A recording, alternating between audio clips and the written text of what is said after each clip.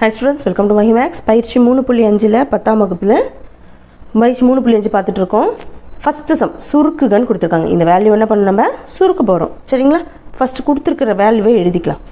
4x² y by 2z² கொடுத்திருக்காங்க into 6xy z cube by 20 y power 4 னு கொடுத்திருக்காங்கன்னு வெச்சுக்கோங்களேன்.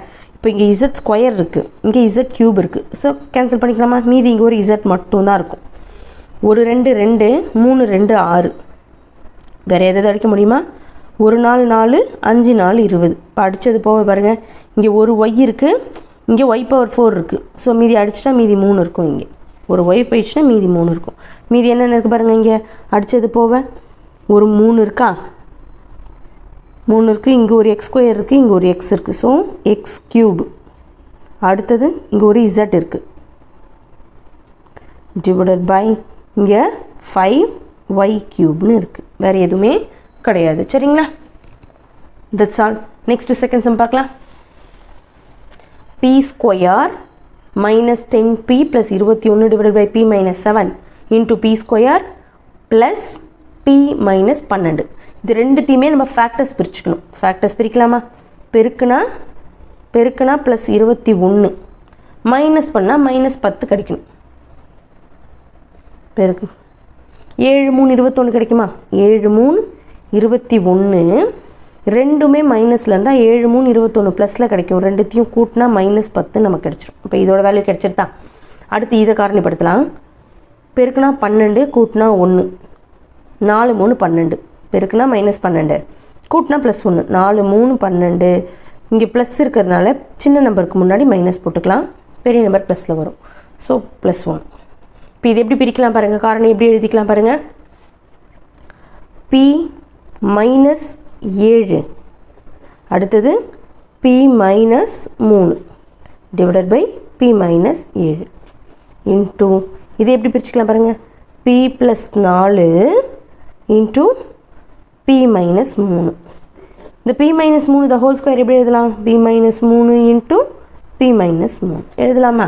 இப்போ அடிக்கலாம் பாருங்கள். p minus 7 p minus 7 cancel ஆகிடும். இதுக்கு இது கேன்சல் ஆகிடும். மீதி என்ன இருக்குது பாருங்கள். p மைனஸ் 3க்கு p மைனஸ் 3 கேன்சல் ஆகிடும்.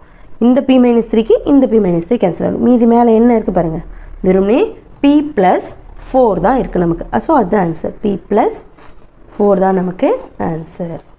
சரிங்களா? தேர்ட் சப்டிவிஷன் பார்க்கலாம். 5t cube by 4t minus 8 கொடுத்துருக்காங்க. இதில் பாருங்கள் 6t minus 12னு கொடுத்துருக்காங்க டிவைடட் பை 10t அப்படின்னு கொடுத்துருக்காங்க.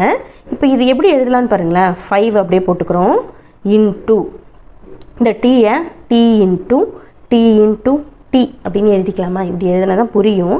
டிவைடட் பை 4t minus 8னு இருக்குது. ஸோ ஒரு 4 வெளில எடுத்துன்னு வச்சுக்கோங்களேன். இங்கே என்ன இருக்கும்? t மைனஸ் 2னு கிடைக்கும். இந்த செட்டு முடிஞ்சு போச்சு. இன்ட்டு இங்கே 6t மைனஸ் 12 இருக்கா, இதில் ஒரு 6 வெளில எடுத்துக்கலாமா? ஸோ t மைனஸ் 2னு கிடைக்குமா? 6 வெளில எடுத்துட்டா டிவைடட் பை 10t. இந்த டீக்கு இந்த t கேன்சல் ஆகிடுமா? இந்த t மைனஸ் 2க்கு இந்த t மைனஸ் 2 கேன்சல் ஆகிடும். இப்போ நம்பர்ஸ் அடிக்க முடியுதா பார்க்கலாம். 1 5 5 2 5 10, 1 2 2 3 2 6. வேறு எதுவுமே இல்லை. ஸோ பாருங்கள், இங்கே ஒரு 2t இருக்குது. ஸோ t ஸ்கொயர் இருக்குது. அடுத்தது இங்கே ஒரு 3 இருக்குது டிவைடட் பை இங்கே ஒரு 4 இருக்குது. 4 தான் இருக்குது, வேறு எதுவுமே இல்லை. எல்லாத்தையுமே நம்ம கேன்சல் பண்ணிட்டோம். ஸோ 3t ஸ்கொயர் பை 4 தான் நமக்கு ஆன்சர். சரிங்களா? நெக்ஸ்ட் செகண்ட் சம் பார்க்கலாம். இந்த வீடியோவில் ஃபஸ்ட் சம் பார்த்தாச்சு. நெக்ஸ்ட் வீடியோவில் செகண்ட் சம் பார்க்கலாம். சரிங்களா? இந்த வீடியோ உங்களுக்கு யூஸ்ஃபுல்லாக இருந்துச்சுன்னா லைக் பண்ணுங்கள், ஷேர் பண்ணுங்கள், கமெண்ட் பண்ணுங்கள், மறக்காமல் சேனலை சப்ஸ்கிரைப் பண்ணிக்கோங்க. தேங்க்யூ.